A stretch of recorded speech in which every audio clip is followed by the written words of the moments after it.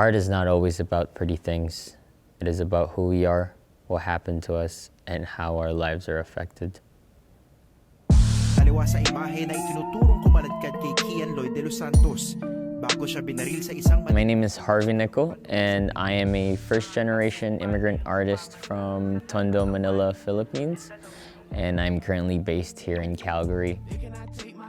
My practice explores different topics relating to the human condition and my identity as a Filipino immigrant living on stolen land. My practice also explores social commentary on the political and cultural issues back home and here in North America as my personal outlet. I experiment a lot with different types of materials and mediums. Recently, I've been trying to go towards a synoptic narrative approach in my art. And I've been doing creative writing in hopes of trying to publish my own anthology novel in the future. I also create 3D printed sculptures and design my own clothing line while learning new things such as woodcut art and tufting guns. 12 on my 6, they think they slick. Talk about freedom, then you suspect. System is broken, they don't want it fixed. Shit is rigged just for the pigs. Once you hear the sirens, follow by... Growing up in Tondo with my mother, as a child I thought art is something that only the rich can enjoy. I came from a lower class family and I was never exposed to fine arts. But I was also exposed with a lot of graffiti and street art. Graffiti isn't really seen as art in the Philippines. It's more of a nuisance. I thought about it the same way, but my views changed as I started hearing about this artist group called Panday Sining.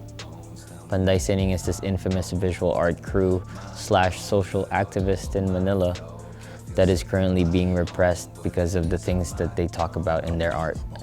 This is when I realized that art can be used as a tool to start a conversation, art could be the voice of the voiceless, and art can start a revolution.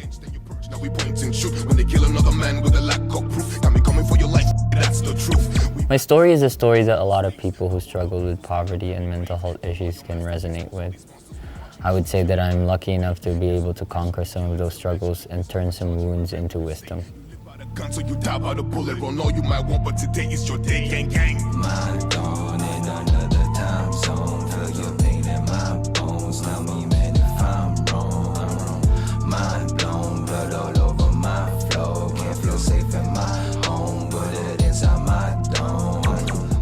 Artists throughout history have used their individual voices in support of different topics.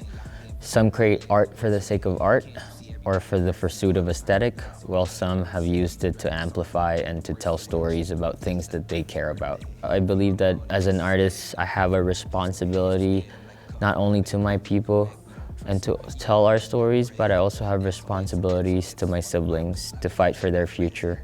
I have two stepbrothers. One is part of the LGBTQ community and the other is in the autism spectrum. And I also have a little stepsister who is going to grow up seeing all of the violence perpetrated towards Asian women all over the internet. I want to be an inspiration for them.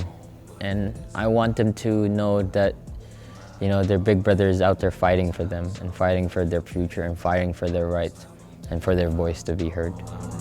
Mind blown, blood all over my flow. Can't feel safe in my home, bullet inside my dome. Now to a deadly shooting that's inflamed racial tensions. Pressure is mounting for a new investigation into the death of a man after an encounter with police in Colorado last August.